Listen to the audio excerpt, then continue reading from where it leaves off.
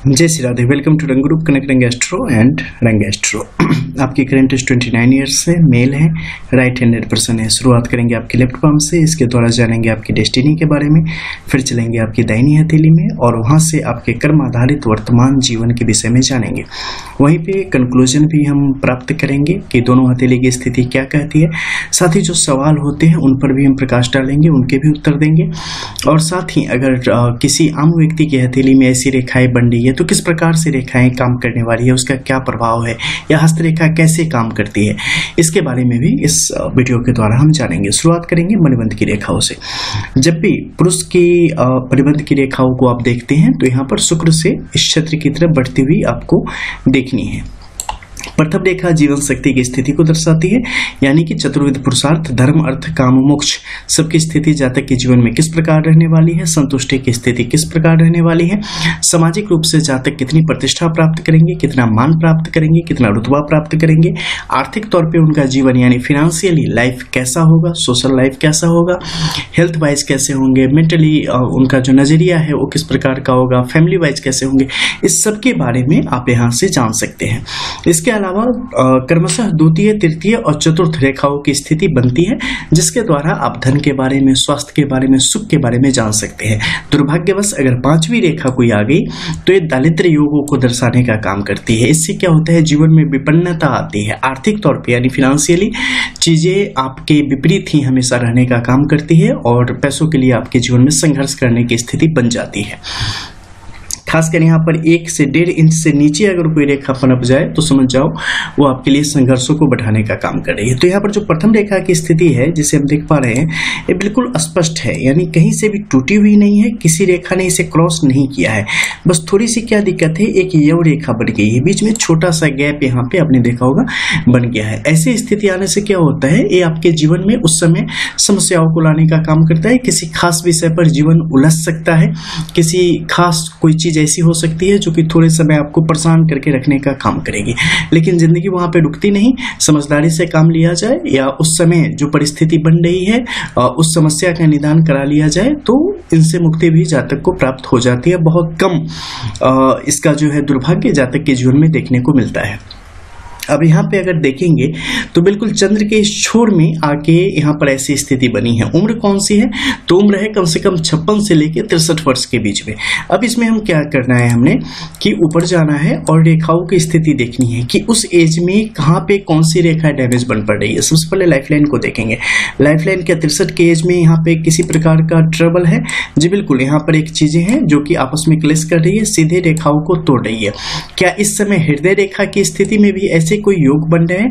तो नहीं, हृदय रेखा की स्थिति बिल्कुल साफ है। क्या मस्तिष्क रेखा में कोई दोष की स्थिति बन रही है? नहीं, मस्तिष्क रेखा भी अमूमन साफ है।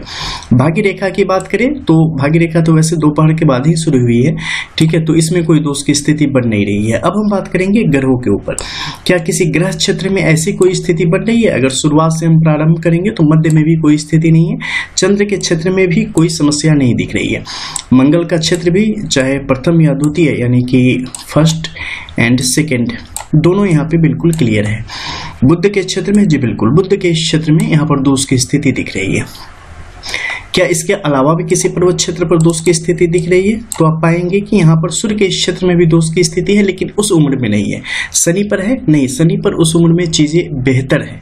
यानी जातक के जीवन में क्या है कि स्वास्थ्य संबंधित विकारों को लाने का काम करेगी, जिस समय जातक किसी न किसी कारणवश शारीरिक क्षति या स्वास्थ्य की क्षति वहां पर देखने को मिलेगी। लेकिन शनि की स्थिति अच्छी है, यह स्पष्ट संकेत देती है कि जातक के जीवन की हानि वहां पर नहीं होगी। एक समय तक जातक जिसे कह सकते हैं बीमार रहने की स्थिति बनी रहेगी और स्वस्थ रहेंगे, लेकिन उससे फिर रिकवर कर जाएंगे। ऐसी स्थितियों को ये दिखा रहा है। तो इसमें क्या करना है कि समय से पहले अगर हम प्रिकॉशन लेते हैं तो वहां पर जो भी मुश्किलें हैं वो हमारे लिए कम होती चली जाएगी। ये तो मैंने आपको एक एग्जाम्पल बता दिया जो यहाँ पर स्पष्ट तौर पर दिखाई दे रहा है। इसी प्रकार से हस्तरेखा के द्वारा आप अपनी चीजों को स्पष्ट तौर पर जान सकते हैं। अब हम बात करेंगे यहाँ पर जो अन्य रेखाओं की स्थिति है उसके संबंध में। अन्य रेखाओं की अगर हम बात यहाँ पे कर रहे हैं तो जो खासकर 2 रेखाएं एक साथ यहाँ पे बन पड़ी है, इसमें भी योग की स्थिति बन पड़ी है। और वो रेखाएं कौन सी है? जातक के स्वास्थ्य के और धन से संबंधित, ठीक है। इस दोनों मामले में चीजें हमेशा थोड़ी सी ऊपर नीचे चलती रहेगी, लेकिन ये ज्यादा परेशान नहीं करेगी अप टू 56। उसके बाद ये चीजें थोड़ी ज्यादा परेशान करेगी, लेकिन फिलहाल धन से संबंधित जो चीजें हैं उसमें चीजें अप डाउन की कंडीशन को दिखा रही है। जातक कहीं पर स्टेबल नहीं हो पा रहे हैं, उनको स्थायित्व की जरूरत है, स्थिरता की जरूरत है, ताकि चीजें आगे बेहतर गति से बढ़ सके। इस समय है जब आप कोई फैसला लेने की स्थिति में है और सही मार्ग पकड़ के जीवन में आगे बढ़े, आपके लिए सफलता की योग यहाँ पर बनने शुरू हो जाएंगे। सुख की स्थिति जातक के जीवन में यहाँ पर बेहतर है। अब हम चलेंगे ऊपरी क्षेत्र में और वहां पर जो अन्य उपस्थित रेखाएं हैं और जो पर्वत क्षेत्र है उनसे शुरू करते हैं। चूंकि हमें डेस्टिनी को देख रहे हैं, यानी कि जातक के प्रारब्ध को। प्रारब्ध क्या है? हमारे जन्म जन्मांतर के कर्म फल के अनुसार जो भी हमें नई योनि प्राप्त होती है और उसका जो बेस होता है हमारे पूर्व जन्मों के कर्म फल से तैयार होता है, तो उसी के आधार पे यहाँ पे हमें इस रेखाएं प्राप्त होती है और उसी के अनुरूप हमें कुल कोख और परवरिश माहौल सब कुछ प्राप्त होता है। तो अगर हम गुरु के इस क्षेत्र की बात करेंगे तो गुरु का इस क्षेत्र बिल्कुल सामान्य है, निम्न नहीं है, उच्च स्थिति में नहीं है, सामान्य और वो भी निम्न सामान्य है, जिसे कह सकते हैं ना कि बिल्कुल मतलब एक जो होता है ना लोअर मिडिल क्लास, तो बिल्कुल लोअर मिडिल सिचुएशन यहाँ पे बनी हुई है। ऐसी स्थिति आपके जीवन में सौभाग्य को जो है ना बरबस ही नहीं दे देती, वैसे ही उड़ेल के नहीं दे देगी। आपको अपने जीवन में कुछ भी पाने के लिए लगातार संघर्ष करना पड़ेगा, लगे रहना पड़ेगा। ये स्थिति स्पष्ट दिखाती है कि जातक ये कभी न सोचे कि भाग्य भरोसे हमें कुछ मिल जाएगा, किस्मत ने हमारे लिए कुछ रखा होगा, कहीं छोटी सी गलती हो जाएगी, कुछ दिक्कत हो जाएगी, फिर भी चीजें हमारे पक्ष में आ जाएगी। नहीं, आप जैसा करेंगे वैसा ही आपको मिलेगा, इनफैक्ट कि ज्यादा बुरा मिलेगा। तो इस मामले में हमेशा सावधान रहें, कभी भी अपना समय व्यर्थ न गंवाएं, कभी भी किसी भी प्रकार से किसी गलत कार्य में संलग्न न हो, चाहे वो मानसिक तौर पे हो या फिजिकली हो, किसी भी तरीके से आपको जो गलत चीजें हैं उनसे हमेशा दूर रहना यहाँ पर आवश्यक है।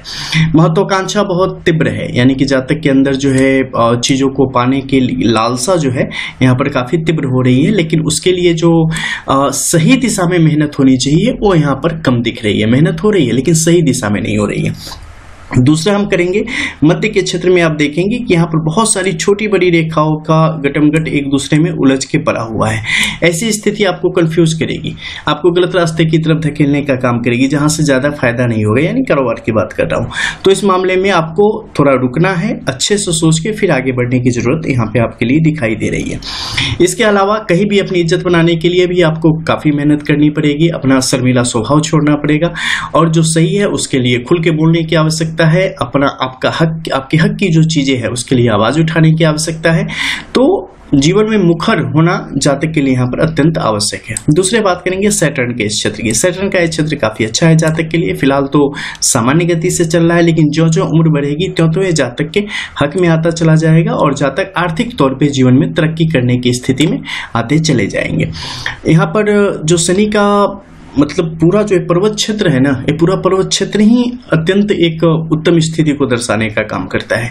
ऐसी स्थिति में जातक जिनके भी हथेली में हो, ऐसे लोग निश्चित तौर पे, चाहे वो जिस भी शक्ति की पूजा करते हो, जिस भी धर्म पंथ संप्रदाय में उनकी आस्था हो, आप मतलब उसका जो होता है ना श्रेष्ठ स्तर, वहां तक जाने की कोशिश करें। आप साधना में बैठने की कोशिश करें, आप खुद को जानने की कोशिश करें, जहां तक हो सके गुप्त विद्या के प्रति जो है ना अपना झुकाव बढ़ाएं, उसे जानने की कोशिश करें, जिज्ञासा पैदा करें खुद के अंदर। आपके बहुत सारे सवाल और आपकी जीवन की जो मतलब एक जो गोल्डन पीरियड होता है वो ना कहीं वही रास्ता एक है जो आपको वहां तक लेके जाएगा।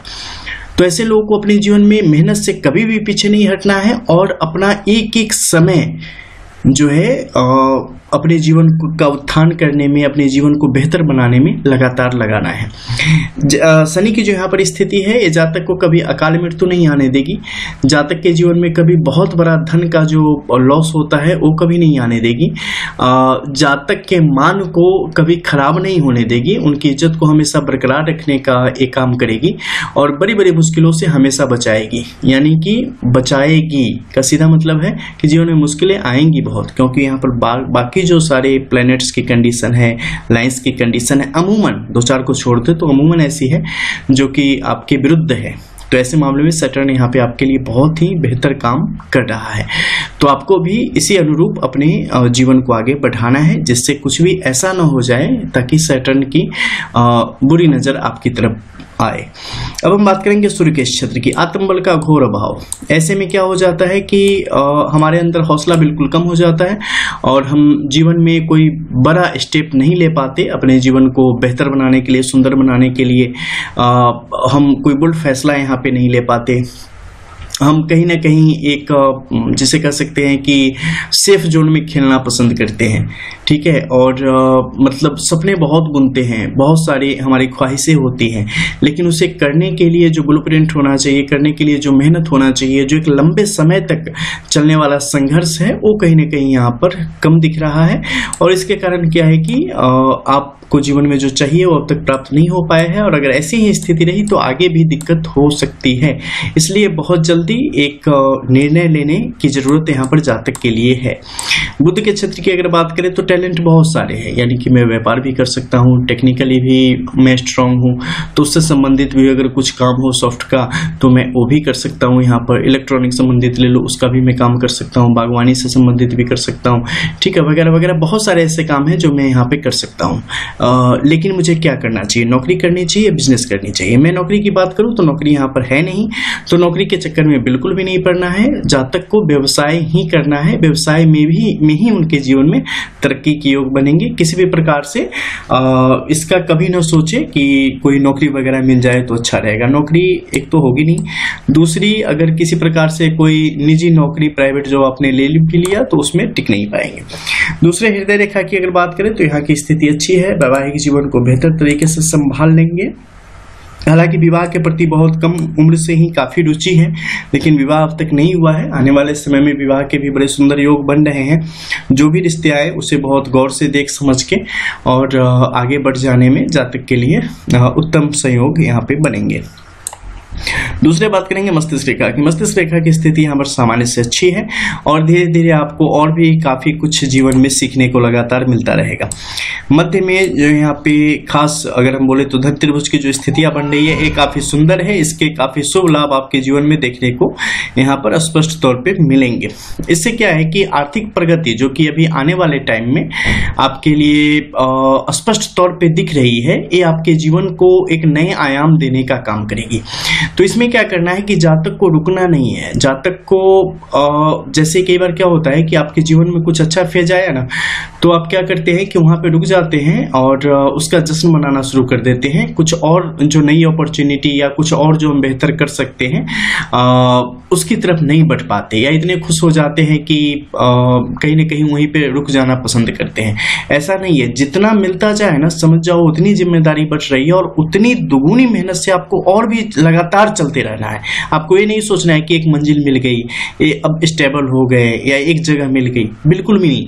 क्योंकि जहां पे आप रुके ना वहां से चीजें खत्म होनी शुरू हो जाएगी। आपको जीवन में रुकना कभी नहीं है, बस चलते जाना है, ठीक है। दूसरा अगर हम बात करें कि भाग्य रेखा की जो स्थिति है यहाँ पर क्या दिखा रही है, भाग्य रेखा यहाँ पर जागृत स्थिति को दिखा रही है। जातक के 32 वर्ष के बाद ये पूर्ण रूप से अपना फल दिखाना आरंभ कर देगी। ऑलरेडी स्टार्ट हो चुकी है, लेकिन अभी पूर्ण फल जातक के जीवन को नहीं दिखा रही है, इसलिए दिशाहीनता यहाँ पर जातक के जीवन में स्पष्ट तौर पर दिख रही है। जीवन रेखा की स्थिति यहाँ पे ठीक है, फिलहाल किसी प्रकार की समस्या को नहीं दिखा रही है, इसलिए निश्चिंत भाव से आगे बढ़ने की आवश्यकता है। मंगल की स्थिति भी यहाँ पर जातक के लिए उसी प्रकार से है, ठीक है।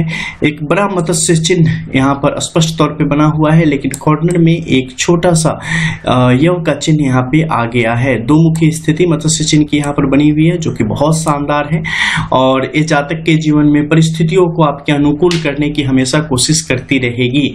आपको इसका लाभ उठाना है। कई बार चीजें आपके दरवाजे तक चल के आएगी, आपको उन अपॉर्चुनिटीज को पहचानना है और उसे भुनाना है, क्योंकि चीजें बिल्कुल स्पष्ट रूप से अपने चेहरे पे लिख के नहीं आएगी कि वो क्या है, आपको पहचानना पड़ेगा उन चीजों को, ठीक है। तो इसका लाभ आपको मिलेगा। कहीं ना कहीं शनि का और केतु का जो एक प्रभाव है, चूंकि केतु की स्थिति भी आपके हक में अच्छी है, यहाँ तक कि राहु की स्थिति भी ठीक है, तो इन सब का बस शनि राहु केतु की स्थिति ऐसी है जिसने आपके जीवन को यहाँ पर बहुत हद तक थामने का भी काम किया है। इससे संबंधित भी कुछ क्रियाकलाप है जो कि आपको समय समय पर करवानी है, तो इसका लाभ यहाँ पर स्पष्ट तौर पर जातक को हमेशा प्राप्त होता रहेगा। इसके अलावा शुक्र के क्षेत्र में देखेंगे तो सीधी खड़ी चलती सरस्वती रेखाओं की जो स्थिति है ये जातक के एक बेहतर संबंधों को दर्शाने का काम कर रही है, संबंधों रिश्तों के प्रति जातक के समर्पण को भी दर्शाने का काम कर रही है और वहां से होने वाले एक विकास को भी स्पष्ट तौर पे दर्शाने का काम कर रही है। भौतिक सुविधाओं के प्रति या चीजों के प्रति बहुत ज्यादा लगाव नहीं है, लेकिन जीवन में प्राप्ति के योग यहाँ पर स्पष्ट तौर पे उसके आपके लिए बनेंगे। दूसरा हम बात करेंगे चंद्र के क्षेत्र की। चंद्र के क्षेत्र की स्थिति यहाँ पर काफी अच्छी है, चंद्र का पर्वत क्षेत्र भी अच्छा है, स्त्री जाति से यहाँ पर लाभ के योग भी बने हुए हैं। आने वाले 4 सालों के अंदर विदेश यात्रा के भी स्पष्ट तौर पे योग बने हुए हैं, घूमने फिरने के लिहाज से भी आप जा सकते हैं। हालांकि सेटल होने के कोई चांसेस नहीं है, लेकिन बाकी चीजें यहाँ पर आपके लिए ठीक है। फिर चलेंगे आपकी दाहिनी हथेली में और वहां से जानते हैं वर्तमान चीजें किस प्रकार से काम कर रही हैं।